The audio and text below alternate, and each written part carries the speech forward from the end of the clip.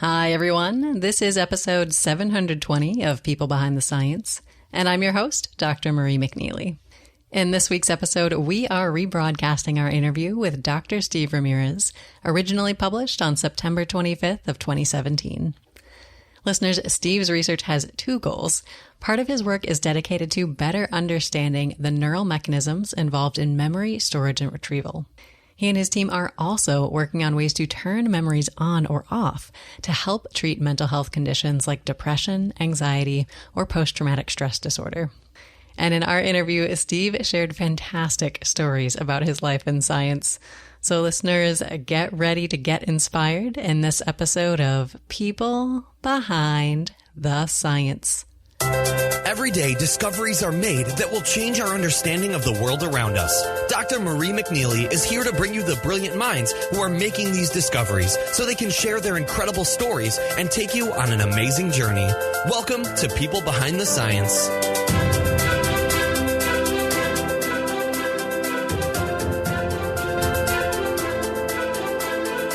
Hello, everyone, and welcome to People Behind the Science. Today, I am thrilled to introduce you all to our guest scientist, Dr. Steve Ramirez. So, Steve, thank you so much for joining us. How are you?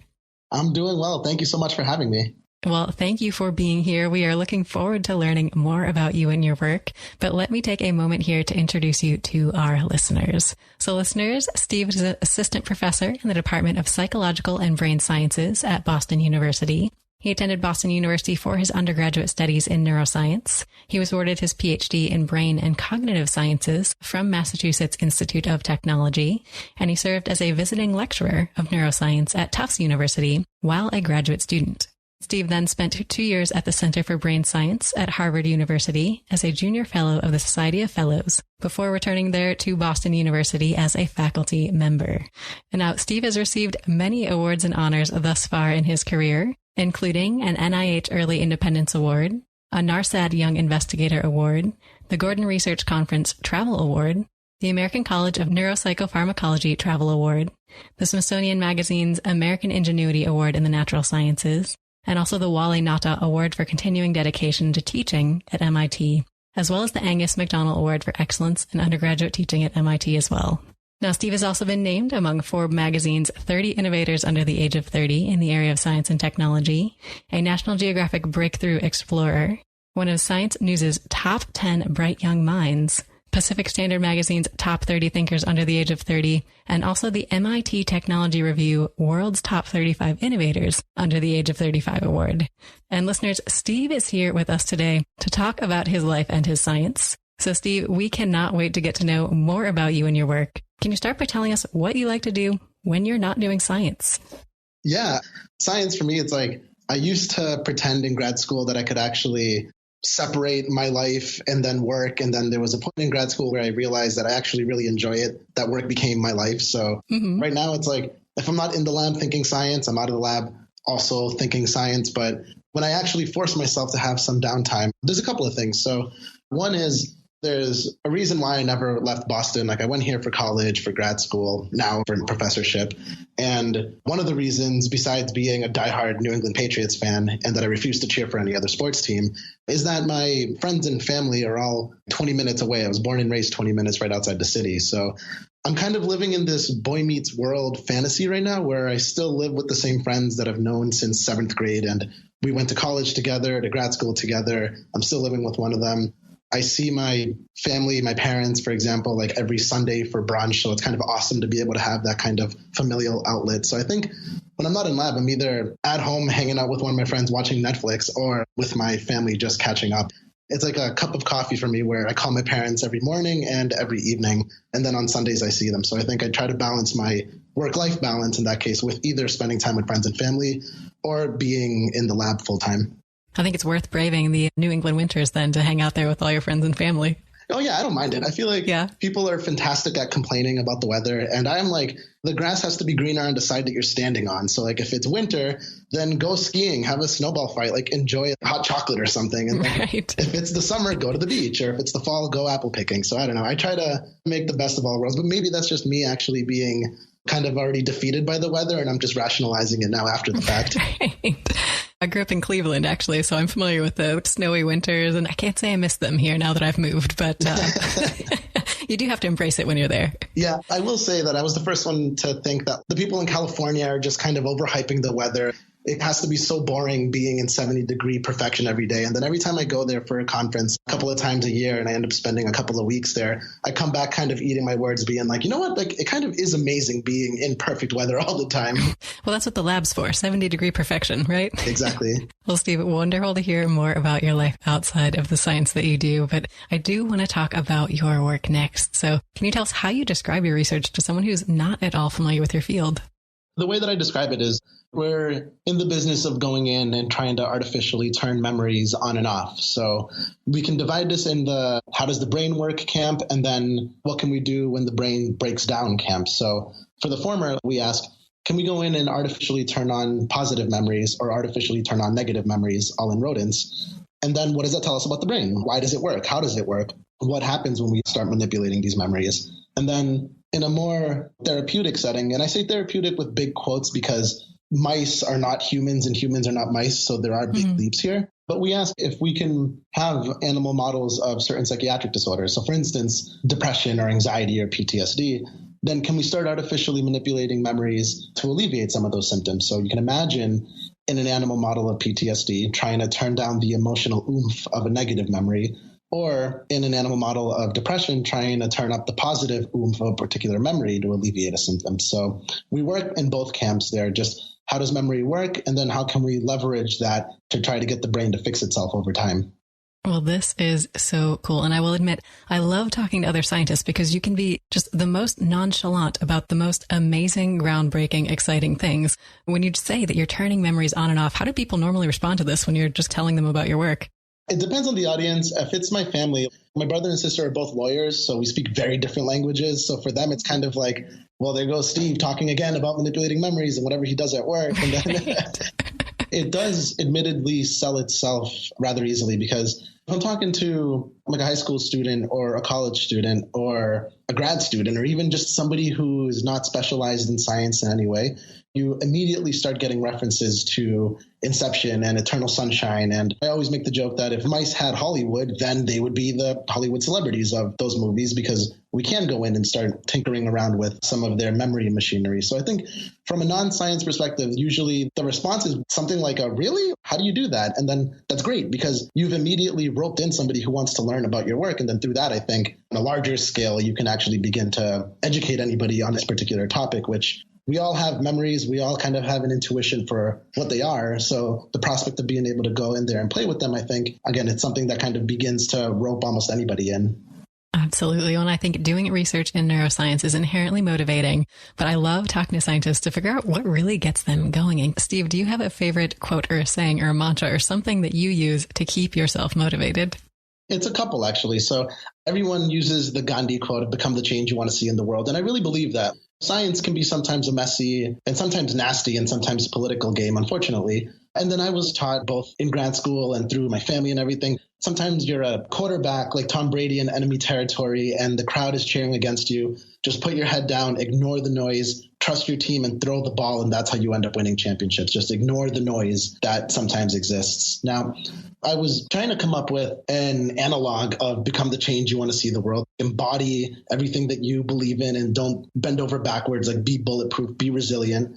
And then actually I sat down with Michael Angelakos, the lead singer of Passion Pit, actually for an interview. Oh, really? Yeah. And then he hit the nail on the head, because what we're trying to do in the lab and in science and with open science and with all of these movements, he's trying to do from within the music industry. And he said, sometimes you get a lot of pushback. He's like, but just sometimes you go to a dance and like no one's dancing. And sometimes you just got to be the first one to start the dance. And when you do that, everyone around you immediately starts dancing. And I thought, yes, that's exactly it. The exact same thing has become the change you want to see in the world. Just start the dance and everyone else around you is going to start dancing.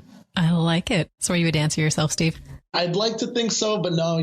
Sometimes you end up seeing those videos of yourself and you realize, like, I look like a newborn antelope. So I would say my confidence in this case is probably directly proportional to my lack of dancing ability. Gotcha. That's understandable. Can't fault you there.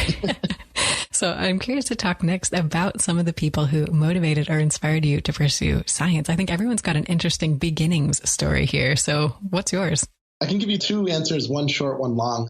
The long version of how I got into science and just how it ended up happening was completely serendipitous. J.K. Rowling has this great quote, "I believe in hard work and good luck, and that a lot of the former leads to a lot of the latter." So that was very true early on in my career. When I started college, I was an okay student. I wasn't like straight A, 4.0, blah, blah, blah. I was all right. Like I was kind of all over the place. I knew of all things, like I randomly really, really enjoyed Shakespeare studies. I enjoyed music. I enjoyed philosophy and religion and science and physics and astronomy and all of these things. So I had no idea what I wanted to do, right? I was just like, this is really complicated to figure out midway through college. What do I want to major in? What do I want to do for the rest of my life? And then I decided to volunteer in a research lab just because I've always liked science. And I thought I want to see what it's like being in the belly of the beast. And a piece of machinery broke in the lab that I was in. So I had to go to the lab across the street to use that piece of machinery. And then standing next to it was a student that I actually had a crush on my sophomore year. So I had to come up with a way to talk to her really quickly and then ask her to use this piece of equipment. And then we start chatting, and this is sophomore year, Steve. So I just probably was just saying word salad and not making any sense at all. Waving your sample at her. Yeah. I was just sitting there like basically grunting. And then she told me, like, it sounds like your interests are obviously interdisciplinary. You should go talk to this one person who would later go on to become the director of undergraduate neuroscience at Boston University. So I went and talked to him, and he was like, well, okay, so if you want to focus, what's the common denominator among all of these achievements of achieving flight, of landing on the moon, of making technology, of an MRI, of all these things? He was like, well, they're all the products of a brain. Like a brain produced every single achievement that's ever been achieved. So why not study that which has achieved everything? And it's kind of cheating, but he was right. By studying the most interdisciplinary organ that exists, you end up basically studying everything that's ever been achieved by that organ. So I think that really enchanted me. I don't really think that there's many aha moments as much as it's portrayed like in the movies, but that was a little bit of an aha moment of, I think I can actually see myself studying this. And then in terms of inspirations, it 100% comes down to my parents. I literally would not be here without them. And my dad snuck into the country to escape civil war from El Salvador in the 80s. And then he got deported. And then he snuck back in a second time and then spent a couple of years here getting enough money to bring my older brother, older sister, and my mom here. And basically trying to avoid deportation the entire time, all while giving us a chance of a better life. And then I was born. When I look back at that, I'm like, if you had to work 100-hour weeks plus and you just wanted to make an honest living, and I'm sitting here sometimes complaining that an experiment doesn't work, I think I have it okay. Right. The perspective. Yeah. Exactly. It gives me the perspective on life. There's a reason why I call them every morning and every evening, because my mom and dad are Mr. and Mrs. Optimism. So sometimes you have crummy days, sometimes you have amazing days, and then they're there to either remind you that it'll be okay or to humble you a little bit and to remind you not to let it get to your head either. So it's the balancing force that I think I've had behind the scenes basically every day. And yeah, when I look at what they've achieved, it's like they've achieved enough for 5 lifetimes already. So I can't help but look at that and say it's like a hell of a footprint to try to follow, but definitely one worth emulating. Absolutely. Now, you mentioned your parents as key players in your early days and continuing on into today, and also this director of neuroscience to be who really turned you on to neuroscience. Are there any other key people who you really see as mentors or inspirational figures that really kept you going in this path? It's unfortunately somber, but throughout grad school, it was a colleague and friend named Shu. Me and Shu paired up my first year of graduate school, and he was basically my day in and day out mentor. Like, we'd go get drinks together. We would do experiments together, collaborate on projects. We were co-first authors on all of our papers, and it was just like, it is your best friend throughout this entire time. And then we worked so well together. The amount that we've accomplished in a short amount of time, that never happens. It never happens that you end up getting high profile paper one year and then another one another year and then another one the following year. And then you basically start a little niche of a field.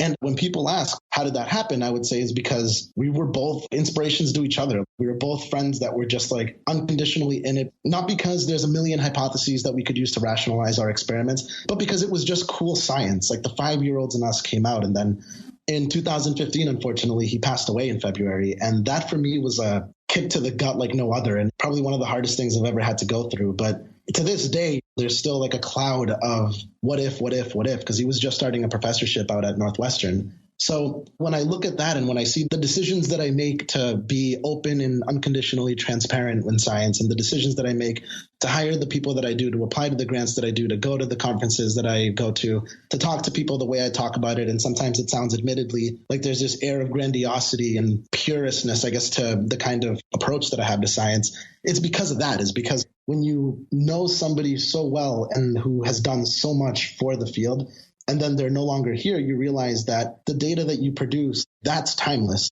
And the tragedy, I guess, of the human condition is that we're not permanent. We're not here forever, but the science that we do is. So for me, when I think back to my time with Shu and when I think back to everything that he taught me, it's amazing how liberating it is to do science freely when you do it for anyone other than yourself.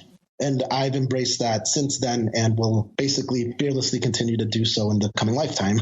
Absolutely. Well, I love this idea that you brought, that the science that you do, the papers that you write, the discoveries you make, this is part of your legacy to the world, and it sort of lives on even after you've left, because I think we're still pulling insights and information and data from scientists who've passed on. So always. I mean, it's like we should stand on each other's shoulders while at the same time making sure not to stand on each other's feet. And in this case, every single science discovery provides a new platform for future generations. And sometimes it's actually in ways that we don't even know how it's going to affect. This is very relevant now, for example, when people say, well, why should my tax dollars go to funding a pond scum in California, for instance, and people studying algae? It's like, well, turns out that algae contains a protein that 10 years ago revolutionized all of neuroscience and helped us do the kind of experiments that we do today, because it's a light-sensitive protein that helps us trick brain cells to respond to pulses of light. And you get these examples repeatedly throughout science and throughout history. Like Mark Twain has this great quote that history doesn't repeat itself, but it does rhyme. So if you look at the history of science, you have cases like Einstein, who cares about the curvature of space and time and then how objects warp space and time around them, and the theory of general relativity happens. He wins a Nobel Prize, and great, right? He solved this amazing corner of physics. And now today, anybody who takes out their phone and has to use Google Maps to figure out where they're going, your Google Maps has to triangulate a signal from here to a satellite and back to Earth. So without general relativity, that would be off. Like that simply wouldn't work. So a little bit of Einstein is in everybody's back pocket. But importantly, Einstein didn't do it because he cared about the Google Maps in your phone. He did it because he just wanted to figure out this little corner of the universe and figure out a little truth about the world. So our experiments that we do, the science that other people do, we have no idea how it's going to impact the world down the line. But I'd be willing to bet that at some point it will impact the world, and it might just be long after we're gone, but we don't do it to see the benefits and the rewards right now. We do it because it's just the right thing to do. So I'm curious then, from this point where you started getting interested in neuroscience, what then convinced you to go on to graduate school and make this your career? I wish I could tell you I was 100% certain that this is what I wanted to do. And I went into it because I knew enough that I wanted to do it. I was discouraged at first because I was like an A and B student. My GREs were like, I mean, according to my English scores, I can barely speak English. No one speaks in those words, though. Let me just say that. Exactly. GRE words.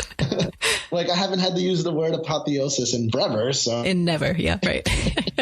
So it was weird. I was working in a lab in undergrad, and I remember reading papers, and it all kind of sounded just jargon, and I didn't get it. But I was just stubbornly persistent. I was like, okay, I'm going to read it, and I'm going to read more, and I'm going to do these experiments, and I'm just going to keep plowing away, even if I kind of feel like I'm navigating in uncharted territory.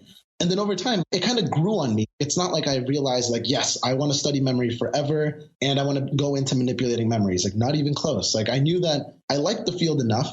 I realized that uncharted territory felt like uncharted territory because that's what it means to do an experiment, is to ask something that hasn't been asked before, to try to reveal something that's never been seen before. So that idea, at least on a grand scale, that had me enamored. And then I applied to MIT on a whim because my dad was going to be mad if I didn't apply there. But on my mind, I was like, there is no way that I'm going to get in there. I'm going to apply because they have amazing learning and memory research going on there. And then when I got an interview, I realized, okay, this is a little bit more serious now. And I went there and just loved the atmosphere. I loved the environment. I loved the people that I had met in my graduate lab, in Susumu Tonegawa's lab, is where I met Shu, and we just like hit it off. And at that point, honestly, I think that what drew me into science wasn't the science per se initially. It's what's keeping me into science now because I love it. But what drew me into it was the people there. And then I realized I love socializing. I love nerding out 24/7 about these little pockets of knowledge.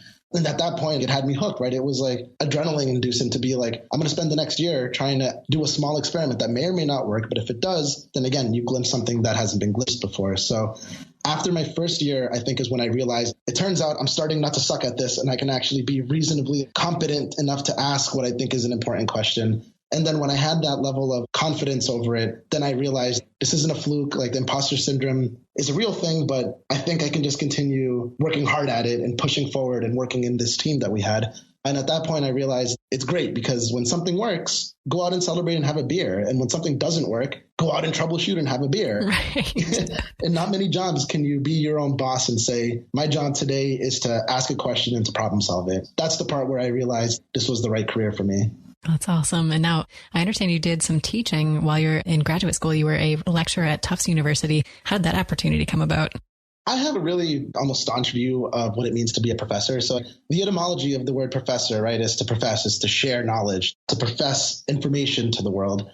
And I always really took that seriously. My grandfather was a teacher back in El Salvador, and my dad is just like innately good at this. It always really hit deeply with me, because that's how we impart knowledge onto the world to make it a better place. And yet, unfortunately, we've all sat in like freshman year seminars or sophomore year seminars where the professor, it's very obvious that they don't even want to be there or that they haven't prepared. And then the standard that I set myself to was, if you have a classroom of 30 students and they're each paying $50,000 a year to be there, then you would better teach a $1.5 million class, because if not, then you're doing them a disservice. Mm-hmm. So this opportunity at Tufts I saw online where they have an experimental college where you can make your own class for the entire semester. It's experimental because you can experiment with the kind of topics that you want to go on and discuss. So I've always been a Christopher Nolan geek. I love all of his movies. And to me, he's like the best director ever, and so on and so on. And a lot of my work in grad school, it was beginning to involve trying to manipulate memories. So I thought, why not teach a class on neuroscience in Hollywood? So every week we would see a movie, like whether it was Memento, Eternal Sunshine, Inception, Total Recall. And then we would afterwards learn the hard-hitting neuroscience behind memory disorders, for instance, or personality disorders, or schizophrenia, like in A Beautiful Mind, and so on.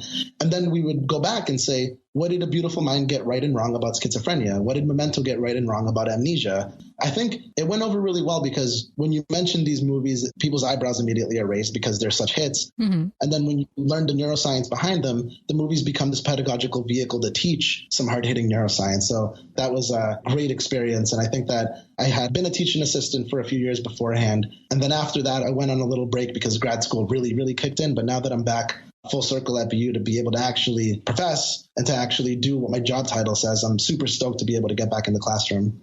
That is fantastic. I love talking to people who are enthusiastic about teaching, because I think you're absolutely right. I think we've all had one too many of those experiences where the professor doesn't feel like they want to be there. And I think that's something where that is such an important vehicle for getting people interested and excited about science. If you're the teacher and you're not excited, that's a problem. Yeah. And I'd even be willing to throw a bone at some of these professors and say that, unfortunately, it's a top-down and bottom-up problem, because from the top down, we have to be taught properly on how to teach, because teaching isn't something that really comes that easily. Sure. You have to practice. But then from the top down, our institutions, whether it's funding agencies or whether it's at the university level, should really, really value teaching as something that goes into the decision, for instance, as to whether or not you get tenure. And then in a lot of schools, it's the number of papers that you published, and you haven't basically committed a crime. And as long as you publish well and you do amazing science, and that's it.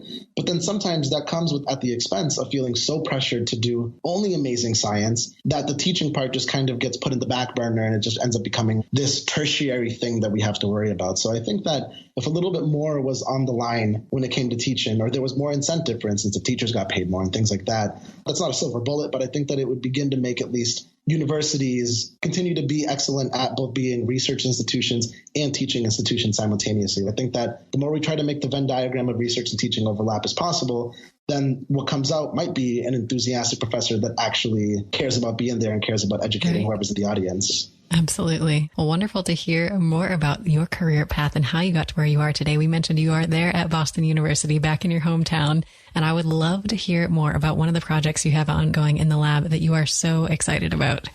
Yeah. Oh my God, there's so many. One of them that's interesting is looking at, can we begin to suppress fear by artificially activating positive memories. So for instance, I'll start off with a human analog.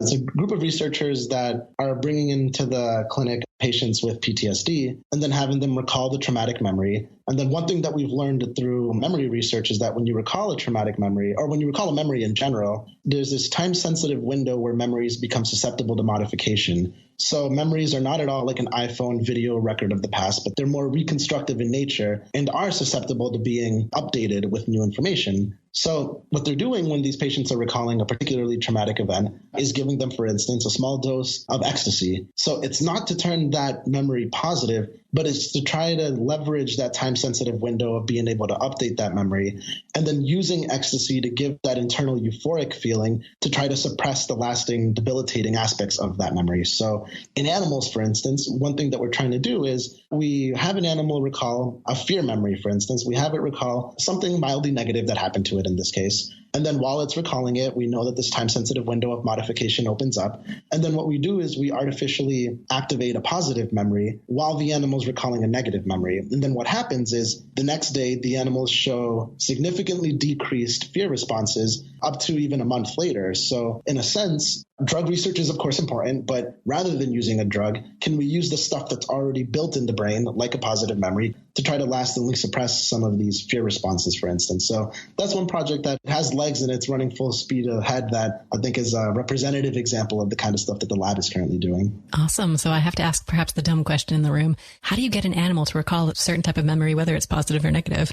It's not dumb at all. It's actually a very non-trivial thing. There's many things that are negative and positive and boring in the world. And then with animals, we stick with the simplest ways of inducing these memories, and then we can build up to more complicated memories. So for instance, there's a way of giving animals a negative memory, which we call fear conditioning. So in this case, we put the animal in a small box, for instance. It has a gridded floor. And then we deliver a really mild electrical current. So it's almost like a static shock, right? It doesn't hurt the animal in any way. It's just, it's a mild electrical current that more than anything surprises the animal. And then when the animal's recalling a fear memory, for instance, it goes to the corner, it sits there, and it's immobile. We call it freezing behavior because the animal looks like it's freezing in place. And this is an evolutionarily conserved behavior because you could imagine that if you were to hear a really loud noise right now or some kind of explosion, the first thing that we do is we tense up, we freeze in place. Then maybe fight or flight kicks in. But our initial response usually is to tense up and freeze, or almost like if you run into an ex-significant other, your first response is kind of also to tense up and then have that deer in headlights look and then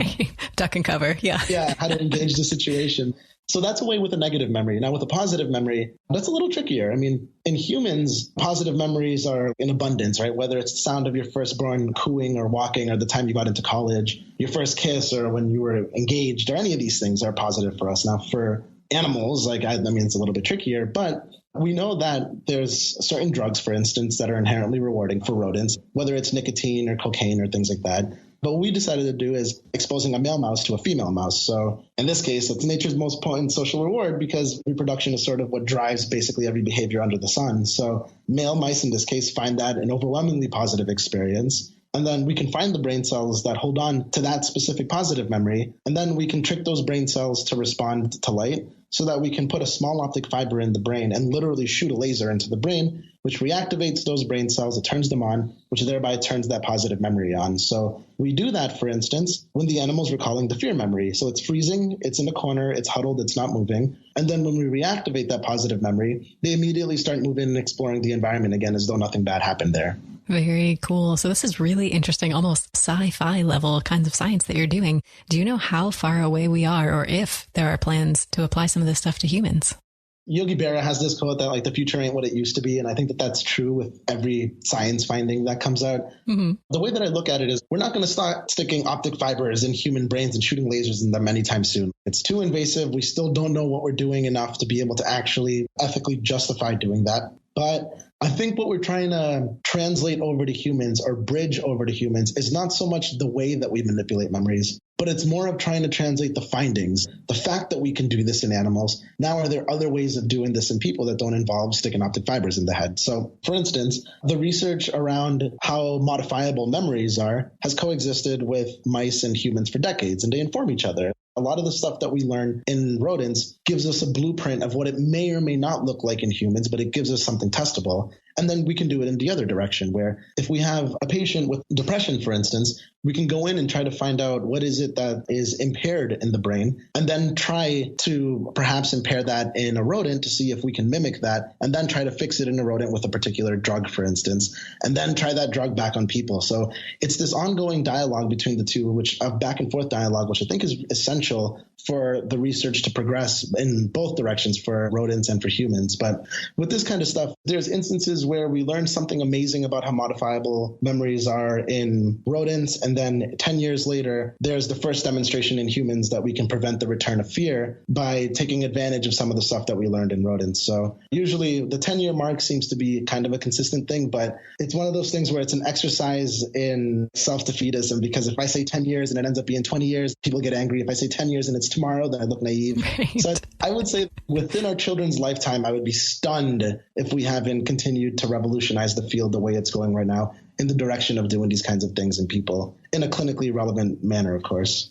Well, Steve, this is phenomenal, exciting work that you're doing in the lab. But I know in addition to the amazing discoveries and the wonderful days in science, as you alluded to previously, there are crummy days as well. So I do want to talk about some of the challenges, the failures, the problems that you've encountered in your career. And I think it's really important to show these to our listeners so they see both sides of the life of a scientist. I completely agree. So do you have a story of yours that you would like to share with us today of one of the crummier days in science?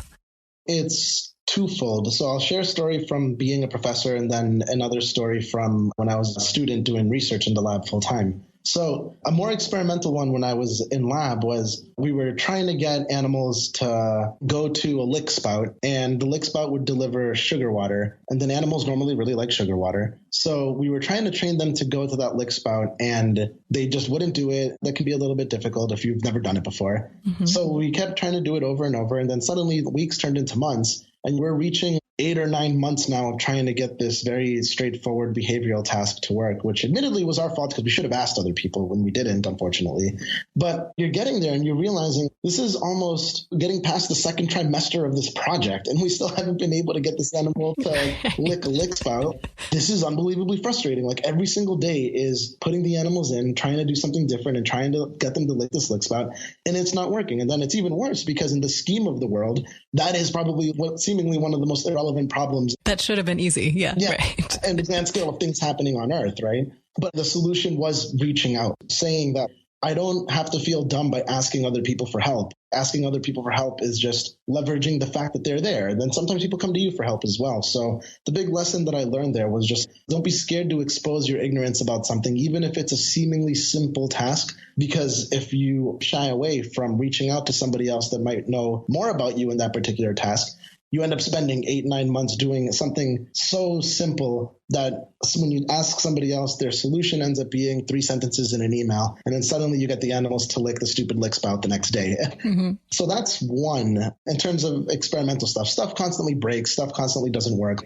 As a professor, this one is actually, I'm a pretty calm and collected and optimistic person, but this was actually something that cut deep in a sense because I kind of have this paternal view of my role in the lab where I want to make everybody like the bread and butter and make sure that everybody can be in this playground of science happy. I don't sit in my office. I always sit with the lab because the office is kind of cold and lonely, but sitting with the lab, we can joke around, we can troubleshoot together, I can help out in any way. And they're my friends. Admittedly, I'm in this weird stage of my career where I'm 29 right now. I'm close enough in age to a lot of people in lab where they are my friends. And a lot of people would tell me, don't befriend your lab because they might take advantage of you or they don't respect you. Yeah, right. And then on my end, it's like, I'm not hiring sociopaths. Right. I'm hiring people that, of course, we're going to have a great back and forth. All it requires is just treating everybody with kindness and compassion, but also working hard, like leading by example with that work ethic. So anywho, I'm trying to take advantage of being close enough in age with everybody right now because I can help them both in and out of the lab. I'm hiring a person, not a checkbox. And then that's a person that I love working with and I love the questions that we're working on together. So to give a particular example, we were at a conference last year. It's usually in November. It's the biggest conference in our field. It's called Society for Neuroscience. And there's about 35,000 people that go to this conference. And they're all in neuroscience. You have undergrads, graduate students, postdoctoral fellows, professors, the works. So I was endlessly proud to be able to have my lab there for the first time. It was our first Society for Neuroscience meeting. We had our big lab dinner together. We're all going to socials together, and it was amazing. And then this feeling of, okay, like there's little benchmarks, but seeing the whole lab here and seeing everybody playing foosball together and having a drink and so on is amazing. Like it's this wonderful feeling of you made it kind of thing. Yeah. But anyways, one of my friends came up to me and they told me, just so you know, somebody made this really off-the-cuff remark that the Ramirez lab is only full of young, attractive women. And then I took so much offense to this because twofold. One was that is objectively not true because there are also men in the lab and it's very well balanced and I'm very cognizant of this. Mm-hmm. And then the other, more importantly, is let's say their statement is true, that the lab is full of only quote unquote women. So you mean to tell me that they weren't the most qualified for the job and that's the reason why they're here? No. So at that point, it's like, get out of my face. That's the noise that I have to ignore and say, not only are you objectively wrong, but you're morally wrong as well, because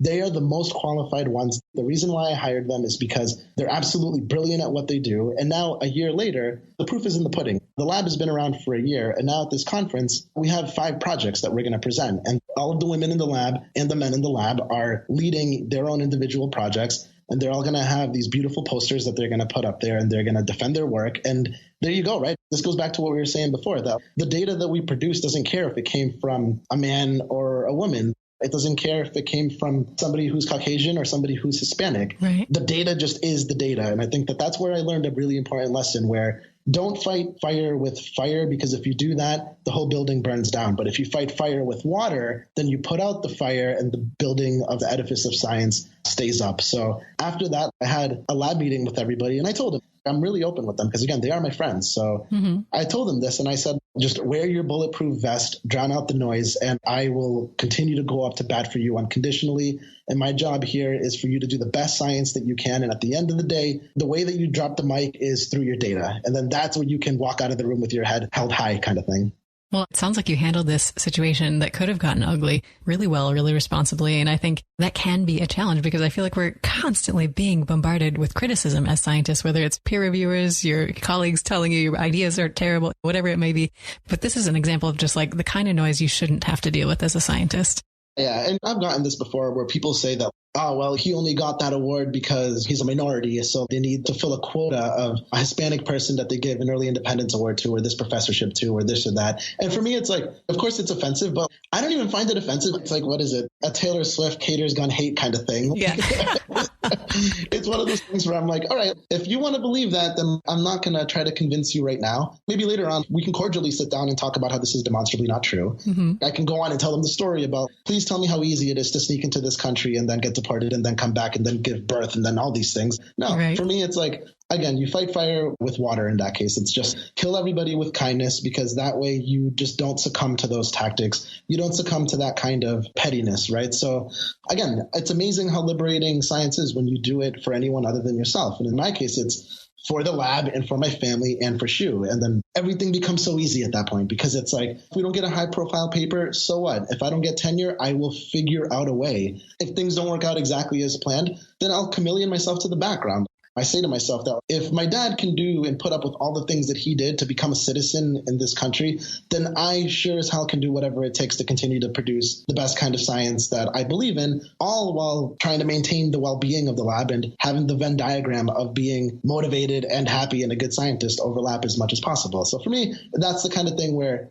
maybe, I don't know, maybe I sound like my parents now, but that's maybe where that inspiration really comes from. Well, I like it. And then you're being a role model for your lab members to spend their time constructively and don't get involved in the mire and the muck. I think that's awesome. Yeah, I warn everybody about science Twitter, where it's sometimes the source of the most amazing resources and sharing these papers and sharing ideas and collaborating and posting data. And like, it really is this amazing, amazing thing. But once in a while, you get these kerfuffles that happen on Twitter, and then it becomes this vortex of pessimism and this vortex of why the world is terrible and why everything is going to end. And the reality is that, as counterintuitive as it seems because of how ubiquitous the media is right now, it's like every day that goes by is, on average, the most peaceful day that humanity has ever endured. And it doesn't feel that way. because we don't think about these things on the order of hundreds and hundreds of years. We think about them on the order of what did the news say yesterday and what is it saying today kind of thing. For me, the good will always outweigh the bad. There's always more reasons to celebrate than there are to mourn. The problem is that people conflate that with complacency. People say that, well, because I'm overly optimistic about the state of the world and try to not ignore, but try to problem solve some of the more either unfortunate or tragic things that exist out there. It's not saying that they don't exist. It's just saying that, well, by like screaming into this void of pessimism, I'm not going to solve anything. So I'm just going to say, okay, well, this situation is terrible. What can I do? Right? Immediately get back to work and do your job kind of thing. Definitely. And speaking of the good outweighing the bad, Steve, I don't just want to talk about the tough times. I would love to chat about some of your successes in science. I know you have many to choose from, but do you have a favorite success, whether it's big or small, that you want to tell us about today? Let's see. So the first one that immediately comes to mind, it's my favorite story because it started my career. So this was my first year of graduate school, and Shu and I were working on a project. Can we go in and artificially turn a memory on? And we had the tools. Shu had developed all the tools. Me and him teamed up, and then we were going to go in and just like apply the tools to this particular question to see if we could do it. Could we turn a memory on, in this case, in the rodents? We weren't that great at brain surgery at this point, and we did surgery on 5 animals, and we were aiming to reactivate brain cells of an area called the hippocampus, which is right above your ears, tucked inwardly. You have 2 of them. Without a hippocampus, you have all sorts of amnesia, and you can't thread your identity over time anymore. It's one of the areas that's attacked by Alzheimer's, for instance. So anywho, we were aiming in an area of the hippocampus that we thought would be this sort of domino, where if we were to knock it over, if we were to activate these brain cells, this domino effect would happen and this chain reaction of recollection would occur, and we'd reactivate a memory. So now the hippocampus is divided into a bunch of different subregions, right? It has its own geography to it. So in 4 out of the 5 animals, when we tried to turn on a memory, it didn't work. So we were like, that's fine. It's science. It doesn't work most of the time anyways. Things happen. Yeah, right. Exactly. If it's not working, it means that you're doing science. Like that's usually the name of the game. Mm-hmm. And then in one animal, it looked like it worked. So we were like, there has to be something special about that animal. Or maybe it's a fluke, who knows? But in one animal, it did seem to show evidence of recalling a fear memory, for instance. It froze, as I alluded to before. So we thought, okay, let's check out why that animal froze and why not the others. And it turns out that in that animal, we had botched the surgery and we had hit a completely different area of the hippocampus that we weren't originally aiming for, and it worked. And then when we did the surgeries again and aimed for that new area of the hippocampus, nearly all of them worked, and nearly all of them showed evidence of being able to artificially recalling this memory. So a mistake led to the opening remarks that you gave, which thank you very much, by the way, because they were super, super humbling. But every single one of those can be traced back to a mistake that we made in lab. That launched the rest of our careers. So when people in lab say that this doesn't look right, or this isn't what we predicted, or something is wrong, or I think I made a mistake, it's like, that's good. That's fantastic that you think you may have made a mistake, because that means that this window now of making a mistake that could potentially launch the rest of your career is open. So in that case, you embrace it and you say, look, there's no room for dogma in neuroscience right now. Neuroscience is like 100 years old. Physics is 13 billion years old. Right. Neuroscience is such a nascent field. There's no room for dogma in the brain. Like, we don't know how it works. Our predictions are sometimes right, sometimes wrong, and that's fine. That's science. But then a mistake sometimes might be what launches, again, a niche of a field and then the rest of your career. So that story for me was this beautiful example of we were looking for the right thing in the wrong place and then accidentally found it. And that's at least one of my personal favorites, because I remember me and Shu went out that night and the next morning was probably like one of the most hungover mornings I've ever had. We had a lot to celebrate, the mistake and the success and the yeah exactly. Too many emotions. Well, I love these stories of serendipity in science, because I think there are so many examples. You're absolutely right, where a mistake leads you down a completely different path, shows you something that you never would have found otherwise. So that's awesome. And I know we've chatted a little bit about your work throughout our conversation today, but I love getting book recommendations from all of the guests we have on our show. So Steve, I'm going to challenge you today to tell us a book that you have really enjoyed, and we'll add it to our reading lists. Absolutely. This actually hits really close to home right now because I'm actually working on a book. Oh, yeah? Yeah. So I have to try to not shamelessly self-promote or anything, especially because I haven't even finished a chapter yet. So it's still in the baby stages. But I say it hits close to home because my writing style is very much how I speak. And then I'm biased. So when I read books that come close to that, they resonate that much more. I think my favorite book of all time, it has to be this book by Dan Gilbert, who's a psychologist over at Harvard. Wrote a book called Stumbling on Happiness, which is this magnificent book that's all about the psychology of what makes us happy and why we're really bad at predicting what makes us happy. So it's things that might be up for interpretation, but basic gist is there that like we kind of have a catalog of things that make us happy, things that make us unhappy. But when it comes time to reflecting on it and predicting what makes us happy, we're not as good as we think that we are. But it's written in such a lively tone. And you might as well be a stand-up comedian because in every page you find yourself chuckling. He's super witty and then goes into some hard-hitting science, but then makes it tractable and makes it digestible for anybody. And then goes over the psychology of happiness in this case. And I loved it in particular because not only was it well written and not only was it hilarious, but it was also really powerful, telling us that we kind of do have this tunnel vision psychologically when it comes to evaluating the things that make us happy or that don't make us happy. Things like getting married or having kids, or how we remember when a political candidate lost at an election or when the Patriots lost the Super Bowl. Like we tend to over and underinflate a lot, basically. And it was really great. And like I said, to be able to talk about what otherwise might be a kind of gloomy topic, he does it with such verve and with such lively humor that I think it really had me roped in from the first page. And I think that's up there. And then the second one has to be Steve Pinker's Better Angels of Our Nature, because it's such a toward the world is an amazing place kind of thing, instead of just doom and gloom and then everything is going to crap and like we're not going to be here in 100 years and all this stuff that is, from an objective standpoint, unfounded pessimism, which again doesn't mean that the world is a good place. It's far, far from it. But people are living longer than they ever have. Every day is the most peaceful that has gone. And there's no promise of that continuing by any means, but it's something worth celebrating. Our moral compass has gotten bigger and bigger, from our family to groups to societies to nations, now to the earth, if you are rationally minded about this. And there's something beautiful there that's happening that I think is not only worth celebrating, but it's worth studying so that we can try to emulate it as much as possible. So I think those two books back to back will give even the most staunch of pessimists or fatalists a little bit of data to counter some other arguments. I like it. Well, Steve, I will add these two books to our reading list on our website if our listeners are looking for them there. And we chatted about a lot of different aspects of your career, but one thing we haven't really touched on too deeply are some of the opportunities that you've had to travel. And I think this is one of the amazing aspects of careers in science. So do you have a favorite place that your work has taken you? Can I cheat and give you a couple? Yes, you may. So, like I said, I was born and raised in Boston. I've lived here my whole life. I have no intention of leaving. It means the world to me. Now, admittedly, I think I've also cheated a little bit because academics helps me travel everywhere. Whether it's Amsterdam or whether it's California or whether it's Spain, you're invited to conferences, you're invited to talks, you're privileged enough to be able to go. And what's the saying? Like when you're in love, you want to tell the world. You're privileged enough to be able to go to all the corners of the world to share what you're in love with, kind of thing. And that, I think, gets the travel bug out of me. So I think from an emotional perspective, I think like all of our papers and all of our grants virtually that I've written were either at this ski lodge in Maine that I would go there and basically like reward myself every hour and a half with like a mimosa for every paragraph that I've written, or in Cape Cod. It's still work, but for some reason when you have a beach in front of you or when you have a random Airbnb in Cape Cod, for instance, it doesn't feel like work anymore. That change of scenery really matters. So I think those hit home to me because the biggest accomplishments that we've had in terms of publications and in terms of awards, like the Early Independence Award from the NIH, for instance, was virtually all written in Cape Cod because it just gets my juices flowing. Now, in terms of best vacation I've ever been on, it has to be in Grenada in the Caribbean. So that was actually this past February. So I was in Grenada for a conference on learning and memory, and Grenada is beautiful. I mean, the beaches are amazing. The Caribbean obviously is the Caribbean. Now, I will say, though, it's not because the beaches were beautiful and the sun was amazing. I like the beaches and I like crystal clear skies and all that fun stuff. But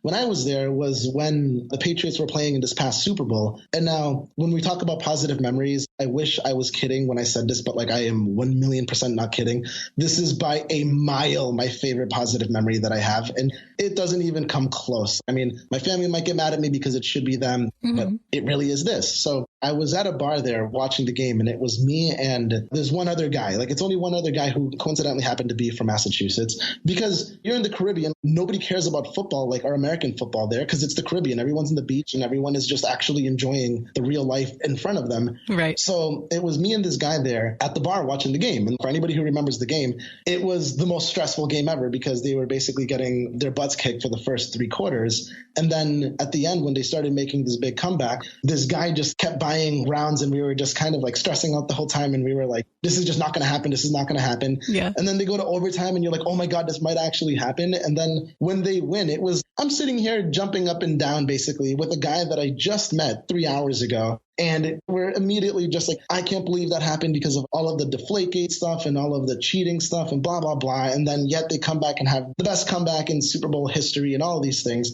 So that was this incredible feeling. But on the way back, actually, I forgot that the sidewalks there are actually a little bit taller than the sidewalks back in the States. Oh, geez. Yeah. So this is late in the night, right? So I'm walking back and I look basically like I'm on ice because I'm like stumbling all over the place. Mm-hmm. So I accidentally actually fell into a bush. And the thing that I remember after falling into the bush was looking up, and I forgot that from the Caribbean, actually, or from Grenada, you can see Mars and Venus. So I was on my back and got a glimpse of Mars and Venus and thought this was worth falling into this bush. People kept telling me, like, you can see Mars and Venus. And I looked up and it's like, there they are. Yeah, Venus had this purple hue to it. Like, it was incredible. And then awkwardly, the next day I had to give a talk and I had like scrapes all over me. So I had to recount to this audience of professors what just happened with my tail between my legs. But it was worth it. I would do it over and over and over again, both for Mars and Venus and to be able to see the Super Bowl again. That is amazing. Now, did you keep in contact with this person that you met and experienced this with? No, I actually didn't. And I'm kind of glad because now it stays as this untouchable thing, like this mythological thing that happened. Yeah. Because I feel like if we got to know each other, we'd probably both figure out that like, oh, well, like you'd be disappointed. We're both just random like Joe Schmoes and like, you know, we have different interests and stuff. Right. So I figured I'd rather end it on a high note kind of thing. I like it. Well, we've touched on some of the wonderful people that you've met and worked with in science. And I think this is one of the other wonderful aspects of the careers. And I think there are so many stereotypes out there about what scientists are like. We try and break those on our show by showing the human side of science. So do you have a favorite quirky tradition of yours or just a funny memory of science that you've experienced? It really depends because in terms of the lab, for instance, both in grad school and my lab now, it's like, I don't know, it's like people are super chill. We talk about memory manipulation. We talk about these lofty topics as they are. But the reality is that I can tell right now, for instance, that we have lab meeting today in an hour and a half. And I know that after lab meeting, there's always somebody who says, hey, who wants to go to happy hour? And then we go and just talk about, I don't know, like somebody who recently got engaged in the lab or somebody who might have kids soon. Or we go and we talk about the Red Sox game or things that we're doing this weekend or I don't know, like any random stuff. Like there really is this humanity behind it where not everybody in science is this mysterious character pipetting liquids and mixing chemicals. It's like, no, like these people that like to have a couple of beers, watch sports. They have lives. Yeah, exactly. Go back home to a family and you're a reasonably normal human being, I believe. So I think it might not be quirky, but for us, it's going to happy hour together or making plans for the weekend, or we have this pretty serious foosball competition in the lab. I'm the least competitive person ever, except when it comes to probably either sports or playing like foosball and ping pong. So the ping pong one is interesting because I was at a conference a few weeks ago and was in this really heated game where it's the director of the NIMH and we're like sitting there catching up, like, oh, how's it going? How are you? Haven't seen you in a while, blah, blah, blah. How's the family? This and that. And then as the game starts getting tighter and tighter, you realize that like everyone's talking less and less. And by the end of it, you're just sweating bullets and you're like, I don't care that you're the director. Right now, we are not friends and I'm going to win this game.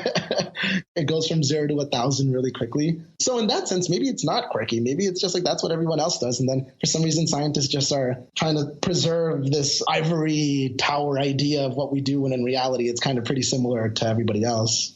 I like it. Well, I think absolutely a lot of what you do in your career as a scientist, you work on a computer, you write paper, you know, it's very mundane stuff that I think a lot of people don't quite realize. Yeah, exactly. Well, awesome. Thanks so much for sharing some of these memories, some of the wonderful things that you do in your lab. And I love this atmosphere that you built in your lab where, like you said, you're friends with these people. You're getting together and hanging out outside the lab. I think that's awesome. Thank you. It means a lot because it is admittedly a social experiment in and of itself. But I think I've been through enough labs where you take the good and then you try to suppress the bad aspects of it. For me, it's showing to everybody that I care about them again as a person and not just what they can do for me and what papers and science they can produce. No, it's the other way around. It's like, what can I do for them? Like, how can I help? How can I try to give them helping hand or like formidable shoulders to stand on as needed?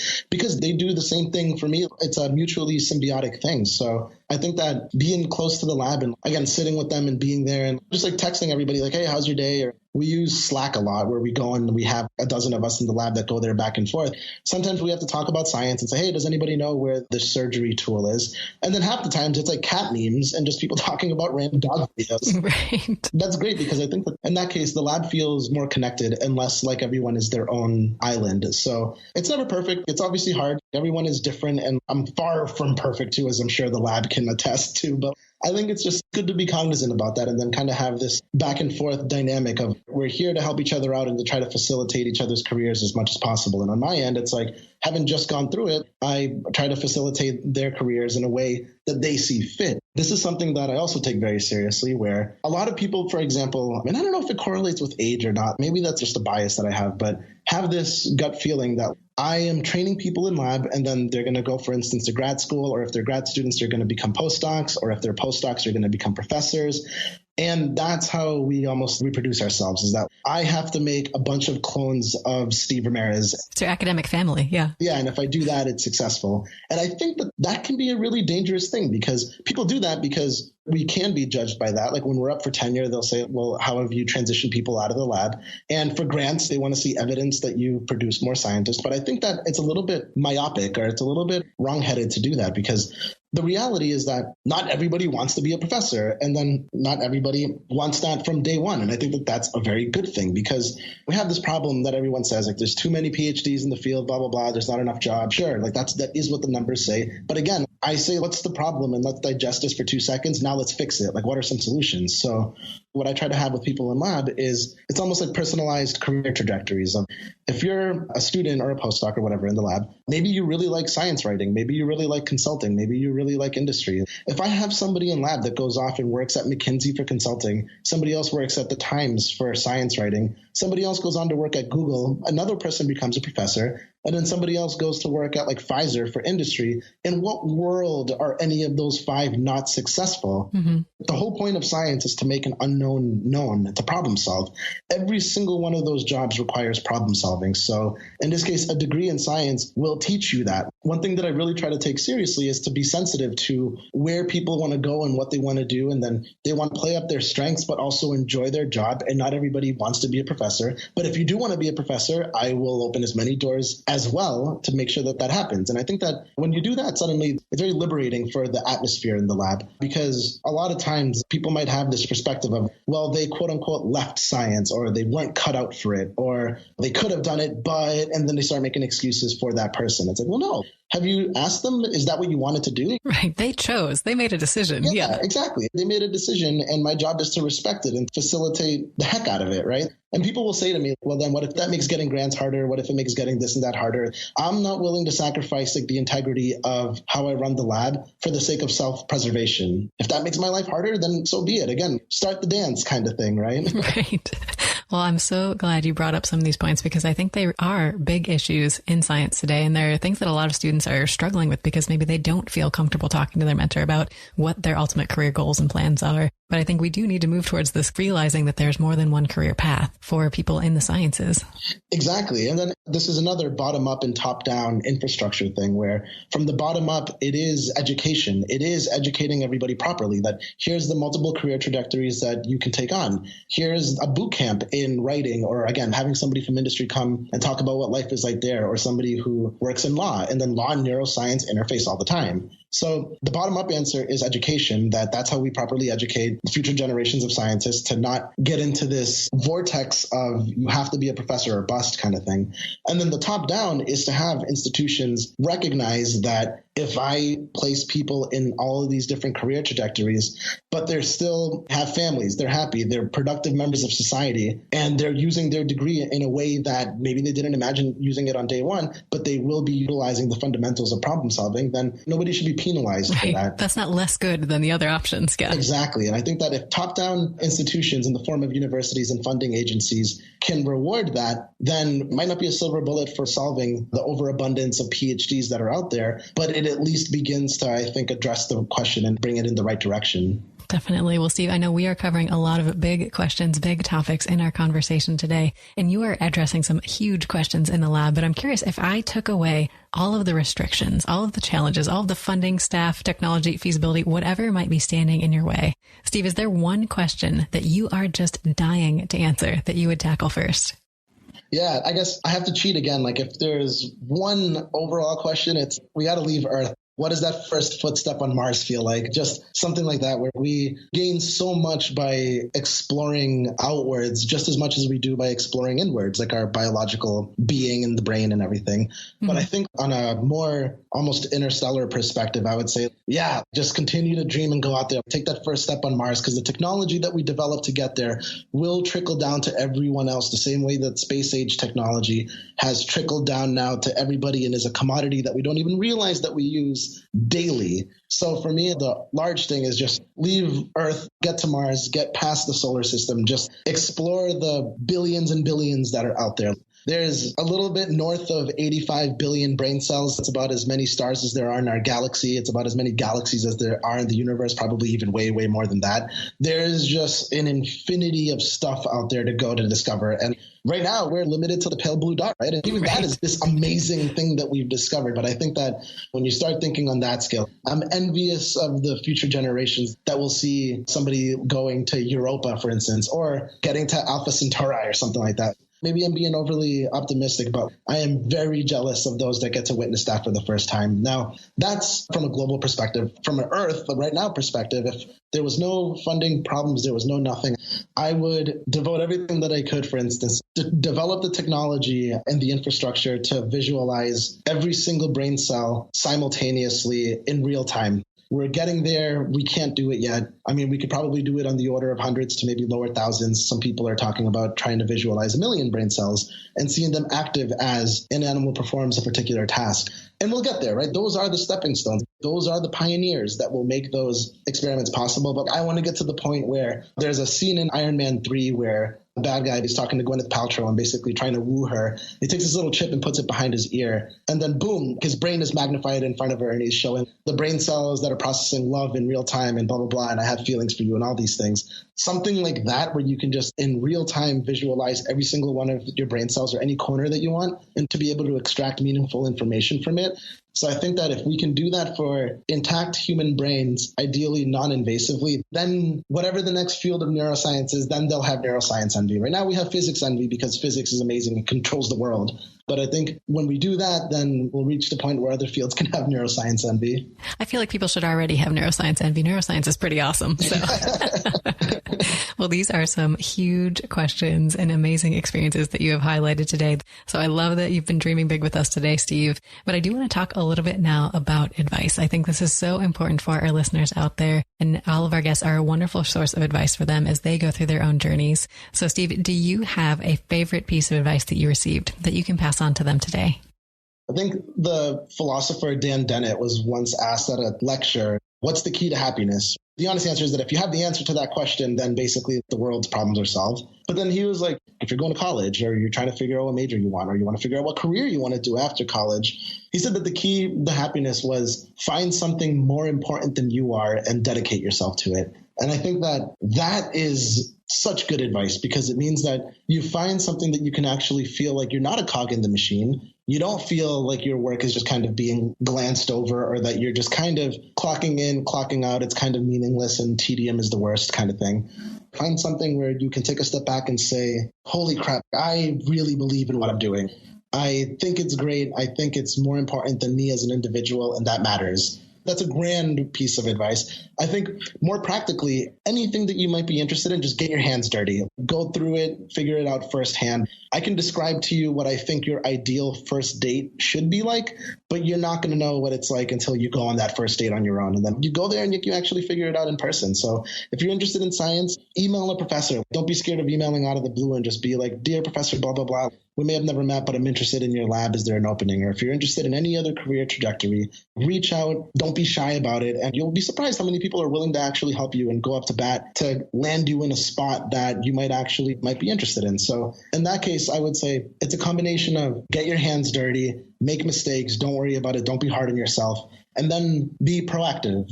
The universe might not owe us anything, but there's a lot of people that are genuinely good people that will make it feel as though they're going to unconditionally go up to bat for you, and they exist, right? So I think it's like, be proactive, get your hands dirty, ask other people for advice, and then it's okay if mistakes happen, because again, sometimes a mistake is what's going to launch the rest of your career. Absolutely wonderful advice, Steve.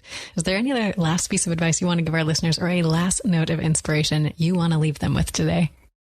This is more of a call to arms for science. We hear bad news every single day, and we're living in a political landscape where we should be less than pleased with it. Like, we shouldn't be complacent, but figure out a way that what you're doing is constructive, figure out a way that what you're doing will actually make a difference. And I think that one way of doing it is just like you take it one person at a time. And then sometimes that one person will be an audience, and sometimes that one audience will be an even larger audience. But it's one of those things where the hardest thing to do is to have a conversation with somebody who vehemently disagrees with you on a particular topic. So this can be politics. This can definitely be in science, because this happens all the time. This can be in practically any realm, any branch of life. When you talk to somebody who disagrees with you, don't dismiss them. You can dismiss them in your head. You can get mad in your head. That's fine. Mm-hmm. We're humans. I get mad all the time I turn on the news. I would be a robot if I didn't get mad. But don't dismiss it. Don't just say, well, that's just them, blah, blah, blah.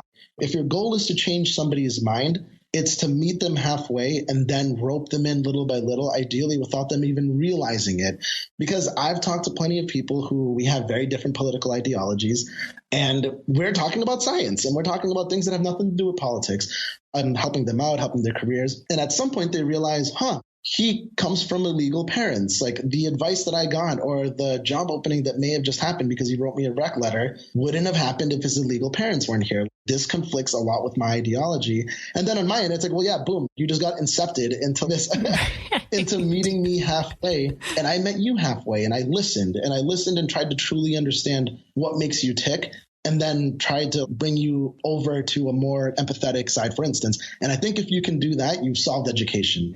If you can do that and you can talk to somebody who disagrees with you and listen to them, and then try to have a constructive dialogue instead of yelling, instead of fighting, instead of all these things, that it's to make us feel better, right? There's this great quote from The Dark Knight. Revenge is about making ourselves feel better, and justice is about harmony. Harmony requires two to tango. So in this case, I guess that's a long-winded way of saying, talk to somebody who disagrees with you, listen. Sometimes you'll have to bend over backwards to get them to listen to you too. Be the bigger person. And then when you do that, suddenly the person that you're talking to will come out of that conversation saying, inwardly, they might even be thinking, that didn't go as I expected, but I have food for thought now. And that's good, because if you do that, you didn't alienate the person who you were trying to impart some kind of, again, whether it's wisdom or knowledge or empathy, or to learn stuff from them as well, right? So I think it's a two-way dialogue that I think we need it now for sure more than ever.